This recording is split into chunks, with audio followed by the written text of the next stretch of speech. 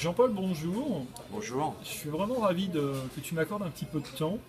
Euh, En quelques mots, alors je ne vais pas faire toute ta carrière, mais tu as été dirigeant dans la grande distribution, tu as exercé de très importantes responsabilités.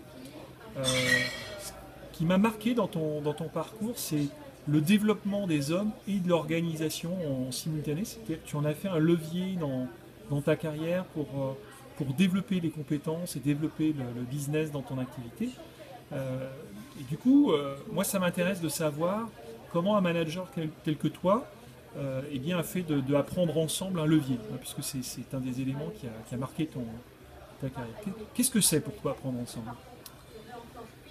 Effectivement, dans le domaine de la distribution ou du commerce, on va dire, la première chose, c'est l'homme. On ne peut rien construire seul. Et je l'ai immédiatement compris.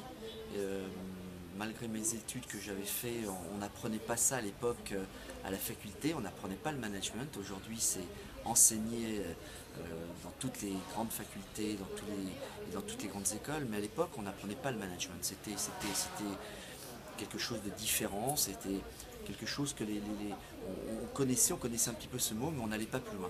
Et quand je me suis retrouvé très jeune avec cette responsabilité d'encadrer des personnes, et un certain nombre de personnes importantes.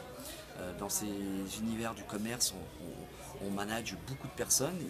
J'ai bien compris immédiatement que tout seul, si je n'arrivais pas à faire grandir les autres, je ne pourrais pas réussir mes challenges qu'on me demandait quotidiennement et annuellement. Je dirais que le point essentiel, c'est l'accompagnement, la relation, l'écoute et la passion dans l'action, avec des hommes. C'est en comprenant ces éléments-là, on les motive, on les implique, et en donnant cette énergie avec eux, on décuple au quotidien euh, les objectifs qui nous sont fixés. Et donc apprendre ensemble, ben, ça fait complètement écho avec ce que j'ai fait pendant des années. C'est-à-dire que si on construit avec les hommes, et pas contre les hommes ou pas à côté d'eux, on décuple les énergies. Et ça a été vraiment ça que j'ai mis en œuvre, je crois, et que j'ai toujours prôné au quotidien.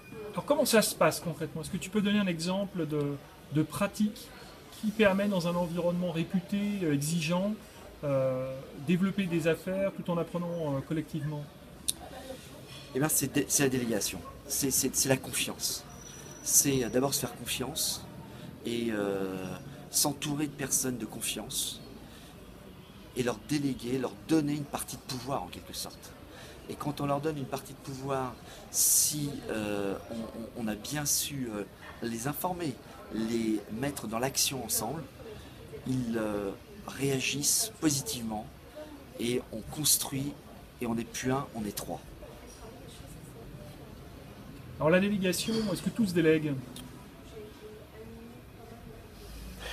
Très, très bonne question. Je dirais que 95% je dirais des missions et des rôles du manager peuvent se déléguer. Je garderai 5% parce que, comme toujours, on ne peut pas tout dire. Mais globalement, on peut déléguer énormément de choses. Pour te répondre aussi à ta question tout à l'heure, dans une action, bah, comment faire pour... Donc quelle action je pourrais te donner ce que j'ai mis en œuvre, bah, ça a été vraiment de collaborer sur des grosses opérations commerciales qu'on devait monter au niveau France et s'appuyer sur les talents. L'idée, c'est vraiment s'appuyer sur des talents, mettre les hommes où ils ont leurs meilleures capacités, leurs meilleures compétences, les écouter, le comprendre, et quand la personne te dit, à ce moment-là, Denis, je sais faire, j'ai envie de faire, je veux aller avec vous, à partir de là, on leur donne cette délégation, et là, comme je disais tout à l'heure, on va décupler les forces, et on va réussir.